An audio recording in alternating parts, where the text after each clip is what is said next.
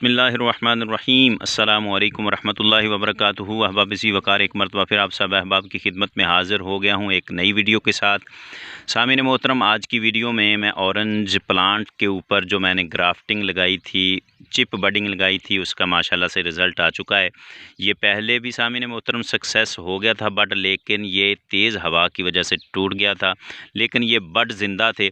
ये भी इसी तरीके से जो है वो कामयाब हो के दोबारा जो है वो अभी तक बड ज़िंदा है, लेकिन इस बड से ये सामीन मोहतरम नई ब्रांच निकलना शुरू हो चुकी है, यानी कि ये जो ग्राफ्टिंग है वो माशाल्लाह से सक्सेस हो चुकी है। ये स्वीट लेमन मीठे के पौधे पर मैंने सामीन मोहतरम ऑरेंज जो माल्टे होते हैं उनकी चिप बडिंग लगाई थी, और इसको मैंने ग्राफ्ट जो किया था वो मार्च का महीना था। तो ये माशाल्लाह से अब तकरीबन 1.5 महीने के बाद जो है दोबारा से सक्सेस हो चुका है ये ग्राफ्टिंग, और ये भी बड अभी ज़िंदा है। यहाँ से भी बिल्कुल छोटा सा जो है वो बड निकल रहा है, और मुझे उम्मीद है कि यहाँ से भी बड निकल आएगा, क्योंकि ये जो चिप बडिंग है अभी बिल्कुल तरोताज़ा है और ये जोड़ भी अच्छे तरीके से लग चुका है।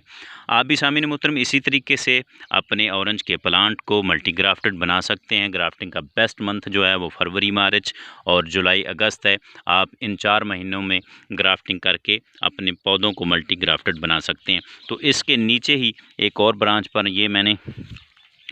ये भी ऑरेंज का ही ग्राफ्ट है, ये मैंने कलम लगाई थी, और ये देख लें माशाल्लाह से इसकी शाख कितनी बड़ी हो चुकी है।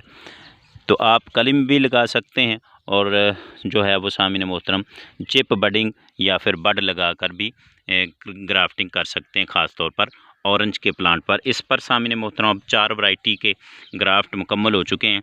ये ऑरेंज है, और ये सीडलेस लेमन, इसकी भी मैंने कलम लगाई थी, साइड ग्राफ्टिंग की थी। और ये सामीन मोहतरम ग्रेप्स फ्रूट है, यहाँ पर मैंने ग्राफ्ट लगाया था 2 साल पहले। ये सबसे पहले मैंने एक ग्राफ्ट लगाया था, और इस मरतबा मैंने 3 से 4 ग्राफ्ट लगाए हैं मुख्तलिफ़ क्वालिटी के।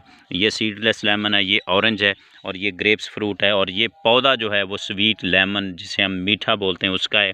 और इसको मैंने कलम से आज से 4 साल पहले ग्रो किया था, और इसका मेन तना देख लें आप कितना बड़ा हो चुका है।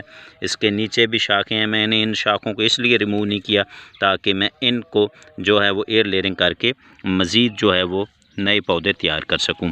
तो उम्मीद करता हूं आज की ये वीडियो आपको पसंद आई होगी। मेरे चैनल को सब्सक्राइब कीजिएगा, वीडियो को लाइक और शेयर कीजिएगा। अल्लाह करीम हम सब का हाफिज़ व नासिर हो। शुक्रिया।